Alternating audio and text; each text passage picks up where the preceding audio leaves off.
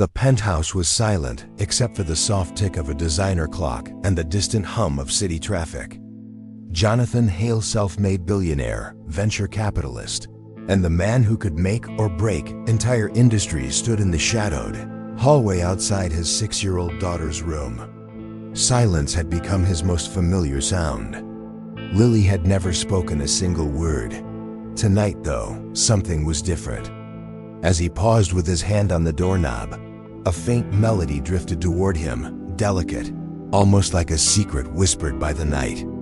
It was a song he didn't know, slow and gentle, sung in a voice that carried warmth Jonathan hadn't felt in years. His heart jolted. Lily never sang. Lily never spoke. He edged the door open a fraction.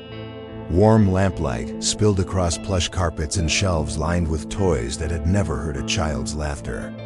Inside, Lily sat cross-legged on the rug, eyes closed, swaying slightly.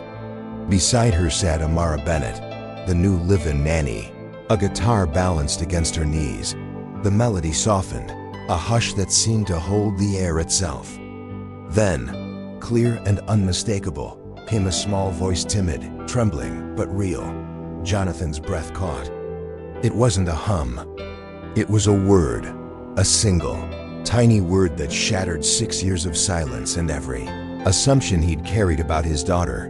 The penthouse was silent, except for the soft tick of a designer clock and the distant hum of city traffic. Jonathan Hale, self-made billionaire, venture capitalist, and the man who could make or break entire industries, stood in the shadowed hallway outside his 6-year-old daughter's room. Silence had become his most familiar sound. Lily had never spoken a single word. Tonight, though, something was different. As he paused with his hand on the doorknob, a faint melody drifted toward him, delicate, almost like a secret whispered by the night. It was a song he didn't know, slow and gentle, sung in a voice that carried warmth Jonathan hadn't felt in years. His heart jolted. Lily never sang. Lily never spoke. He edged the door open a fraction. Warm lamplight spilled across plush carpets and shelves lined with toys that had never heard a child's laughter. Inside, Lily sat cross-legged on the rug, eyes closed, swaying slightly. Beside her sat Amara Bennett, the new live-in nanny, a guitar balanced against her knees. The melody softened, a hush that seemed to hold the air itself. Then, clear and unmistakable, came a small voice, timid, trembling, but real. Jonathan's breath caught.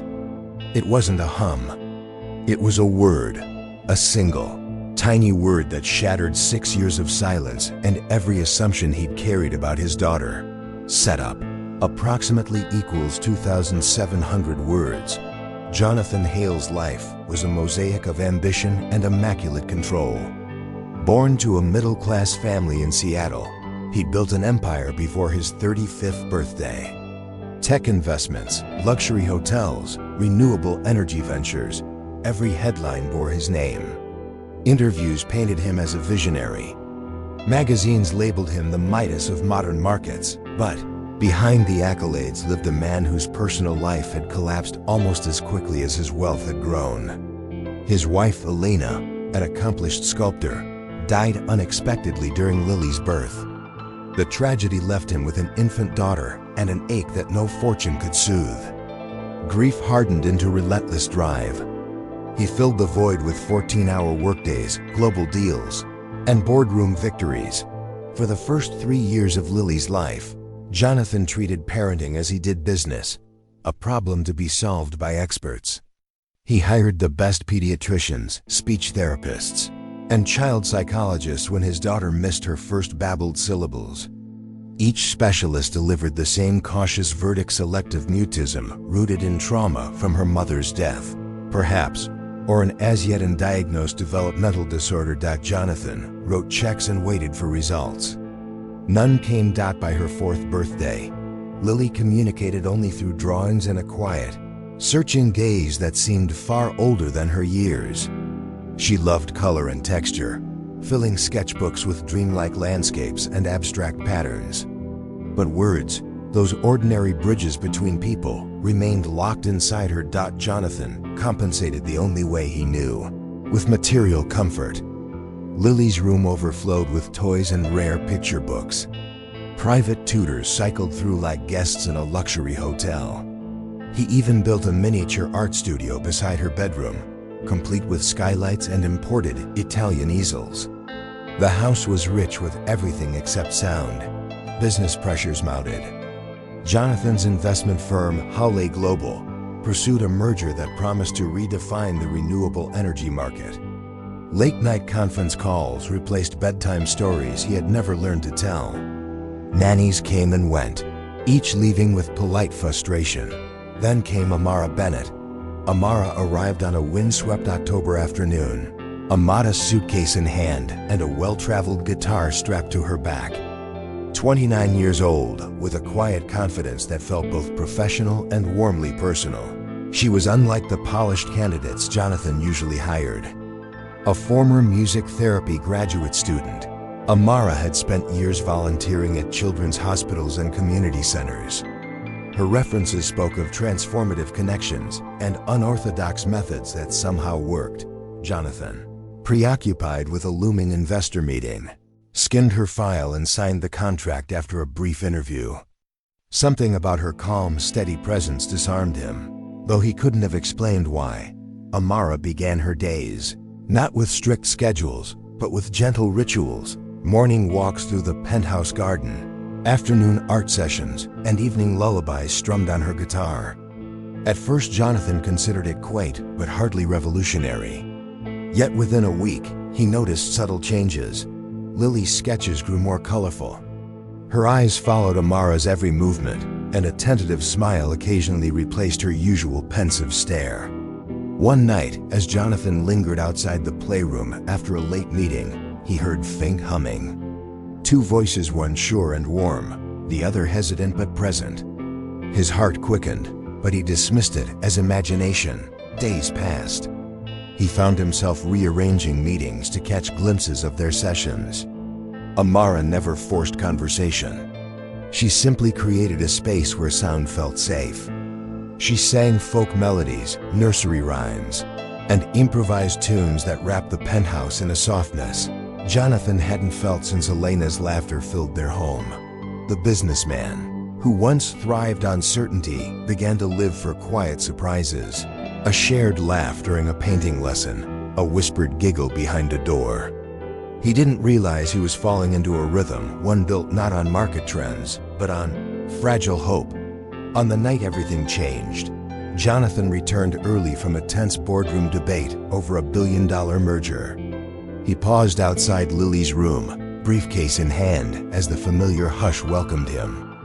Then came the melody that would rewrite his life. The following morning, the sun poured through the penthouse's floor-to-ceiling windows, painting the living room in warm gold. David Kingston, still replaying the sound of Lily's tiny, miraculous voice, paced near the marble kitchen island. The smell of freshly brewed coffee mingled with the faint scent of roses from the dining table. Despite the luxury around him, David felt a new, restless energy. His mind raced. Was it real? Had she truly spoken? Maria, the warm-hearted nanny who had devoted years to Lily's care, entered quietly. Her eyes held a cautious brightness. She slept peacefully, Maria whispered. Like she knew something wonderful happened. David turned, his voice a mixture of wonder and disbelief. I heard her, Maria. I heard my little girl speak. As they spoke, David's thoughts drifted to the past. Late-night board meetings, endless business trips, missed birthdays. He had thrown himself into empire building after his wife's passing, promising himself that financial security would heal every wound. But Lily's silence had been a wound no amount of wealth could mend. Now, with the sound of her voice echoing in his memory, David felt both hope and guilt. He silently vowed that this moment would change everything. David decided to clear his schedule, something his assistants rarely heard from him. He canceled meetings and postponed a crucial investor call. When his chief of staff protested, he simply said, "Family emergency," and hung up. He spent the day shadowing Lily and Maria, watching how Maria gently coaxed Lily to draw, to hum, to laugh. Every giggle felt like music. David noticed how Maria used patience and play rather than pressure. He began to understand that love, not doctors or therapy alone, had nurtured this breakthrough. That evening, as twilight settled over the city skyline, David and Maria shared tea on the balcony. Maria finally spoke of her own childhood in a small village, how music and stories had given her strength. She admitted she'd sung softly to Lily every night, believing one day the little girl would answer back. David listened, humbled. "You've given her something I couldn't," he said quietly. Maria shook her head. "You give her love in your way. Tonight you heard it back."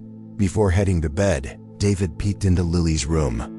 She slept soundly, her favorite stuffed rabbit tucked under her chin. He whispered, "Tomorrow, my princess, we'll start a new chapter."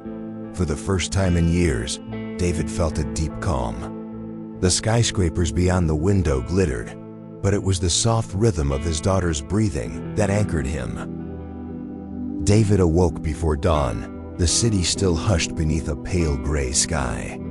He stood in Lily's doorway, watching her stir. When her eyes opened, she met his gaze and gave the tiniest smile. "Morning, Daddy," she whispered. The two words hit him harder than any business triumph. He knelt beside her bed, tears pricking his eyes. "Good morning, sweetheart. Would you like breakfast with me?" She nodded. For the first time, David carried her downstairs while she wrapped her arms around his neck and hummed a soft tune. Maria had taught her. Maria greeted them with a surprised laugh.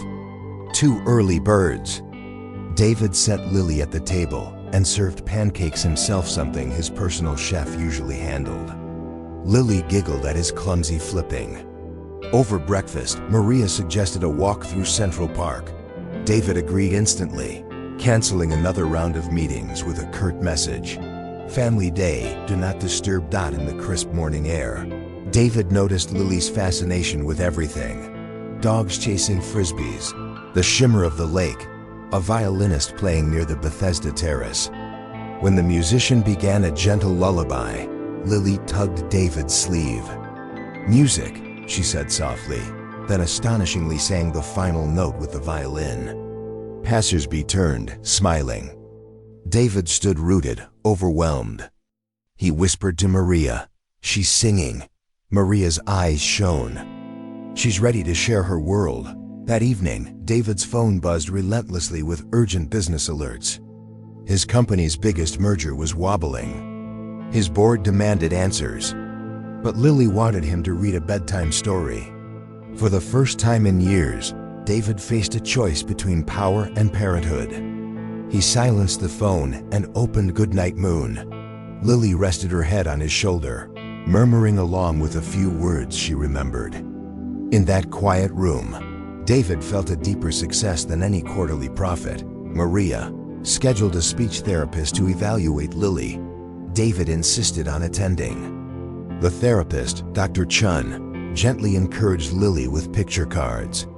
To everyone's amazement, Lily described the yellow sun, a tall tree, and even introduced her rabbit as Mr. Hop. Dr. Chun smiled. "She's had the ability all along. She needed safety, patience, and connection." David's heart swelled with pride and humility. Later that week, David received a call from his estranged mother, Eleanor, who had rarely visited since his wife's death. Hearing about Lily's progress, she asked to meet. David hesitated. Old wounds between them ran deep. Yet Maria gently urged him. "Sometimes healing is bigger than one generation," he agreed, hoping this new chapter might mend more than Lily's. Silence. Eleanor arrived bearing a small box of David's childhood toys. Lily, shy at first, peeked from behind Maria. Eleanor knelt and said softly, "Hello, Lily, I'm your grandma." After a long pause, Lily whispered, "Grandma." Tears streamed down Eleanor's face. David felt a strange lightness, as though the family had been given a second chance. That night, after everyone slept, David stood alone on the balcony, city lights flickering like distant stars. He replayed the last few days, Lily's first words, her song in the park, the reunion with his mother. He realized that success wasn't measured in skyscrapers or contracts, but in the fragile miracle of a child's voice. He vowed aloud, "From now on, you come first. Lily, always."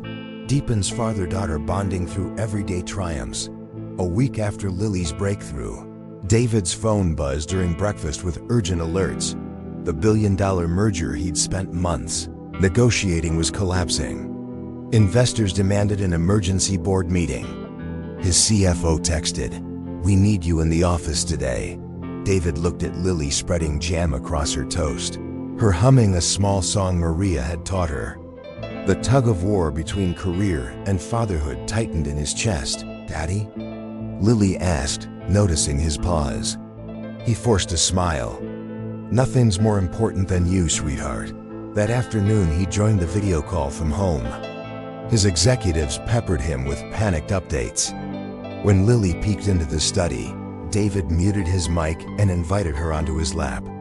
She began softly counting the skyscrapers outside the window.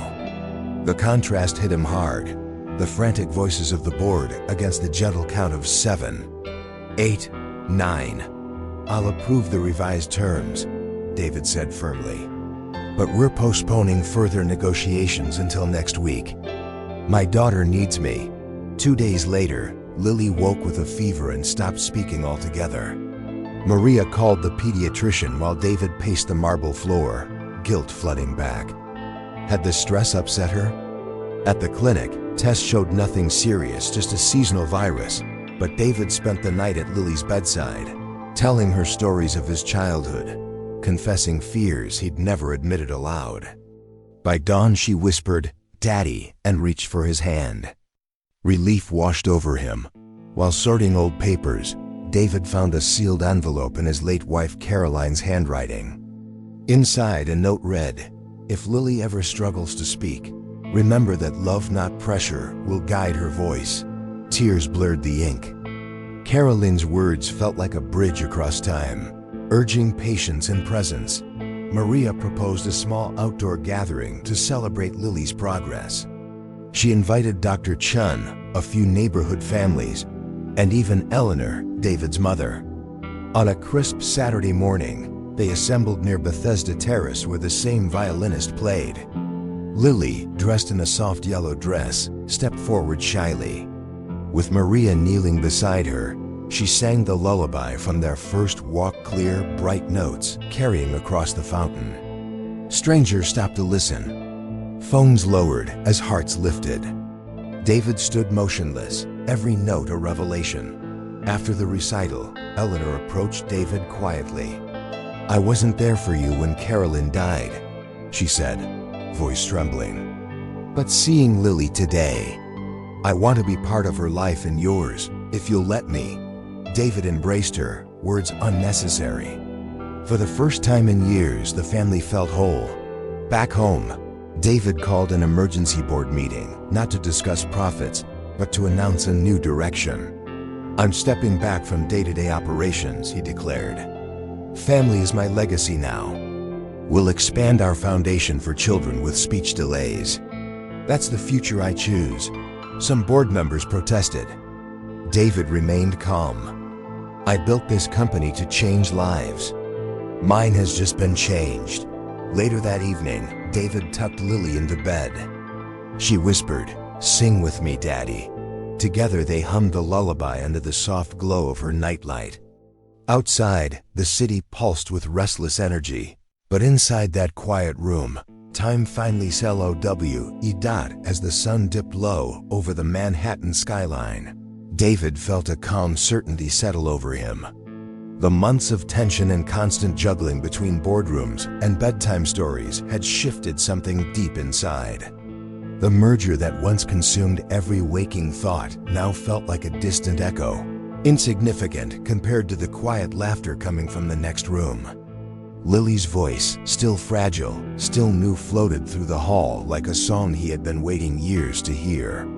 He walked toward her room carrying a tray of tea, and a small music box that had belonged to Caroline. Inside, Lily sat cross-legged on her rug, a sketch pad balanced on her knees, humming softly as she drew stars across the page. Maria looked up from the corner chair and smiled, a silent acknowledgement of how far they'd all come. David knelt beside his daughter, the music box in his palm. When he wound it, a gentle lullaby filled the air, the same tune Caroline once sang. Lily rested her head against his shoulder and whispered, "Sing with me, Daddy." His throat tightened as he joined her, their voices weaving into the melody until the room felt like it was glowing. The next morning, David called an unscheduled board meeting. Executives arrived expecting last-minute deal updates, but found him standing at the head of the long oak table, tie loosened, eyes clear. He told them he was stepping back from day-to-day operations, shifting company profits toward a new foundation for children with speech delays and grieving families. Some protested, others stared in quiet surprise, but no one interrupted. "My daughter found her voice," he said, "and I intend to spend the rest of my life listening." The decision spread through the financial press within hours, but David barely noticed. That evening, he and Lily returned to Central Park where the violinist played once again. Autumn leaves rustled like soft applause as Lily sang the lullaby for a small crowd, her voice carrying under the open sky. Strangers stopped, their faces bright with wonder, and David felt tears rise as he realized this was the life Caroline had wanted for them, full of love, presence, and music. When the final note faded, Lily looked up at him with a smile so radiant it eclipsed the city lights. In that moment, David knew that every late-night deal, every missed bedtime, and every regret had led to this single truth. No fortune or accomplishment could ever match the sound of his daughter's voice calling him home.